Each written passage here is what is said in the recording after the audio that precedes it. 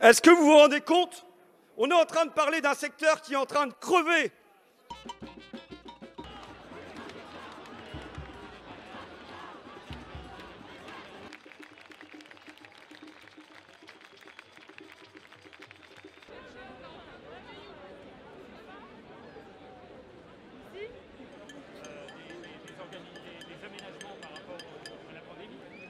Vous vous rendez compte?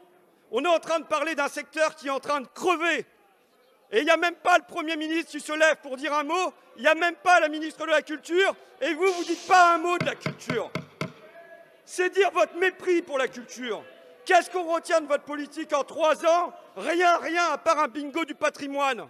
C'est le symptôme. La vérité pour vous, monsieur le Premier ministre, c'est que pour vous, les macronistes, l'économie passe avant la vie et avant la vie de l'esprit.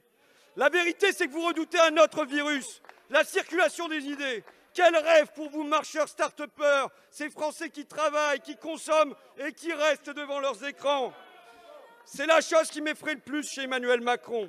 Il veut des femmes et des hommes qui fonctionnent sans perdre de temps, qui aient de l'argent.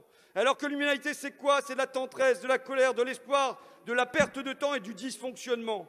Et que fait la culture? Que font les idées? Elles font douter.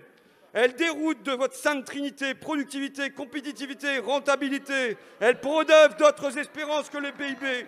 Bref, elles sont une nuisance dans votre nouveau monde. Merci.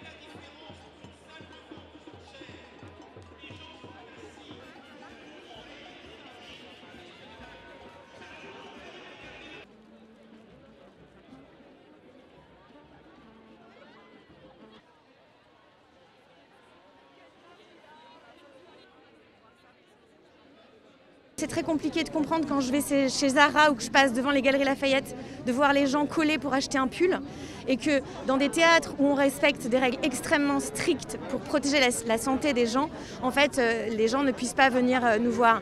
C'est très compliqué. Moi, ça fait deux mois et demi que je répète un spectacle dont la première devait avoir lieu demain et la première aura lieu finalement dans 1 an. Et franchement, on ne comprend pas pourquoi il y a 2 poids 2 mesures. Et ça fait des mois et des mois quand on compte le premier confinement. Donc il y a vraiment un péril très important dans le secteur pour les artistes, pour les techniciens qui vont perdre leur emploi et durablement. On demande à pouvoir travailler. Donc rouvrir les salles, les cinémas. En plus, le fait d'avoir des espèces de fausses annonces comme ça où on annonce une future réouverture, je sais que beaucoup de gens ont commencé à mettre en place des choses pour le cinéma, par exemple, des campagnes d'affichage, donc des frais engagés qui sont perdus. Donc on arrête de jouer au yo-yo comme ça avec nous et de se foutre de nous, quoi.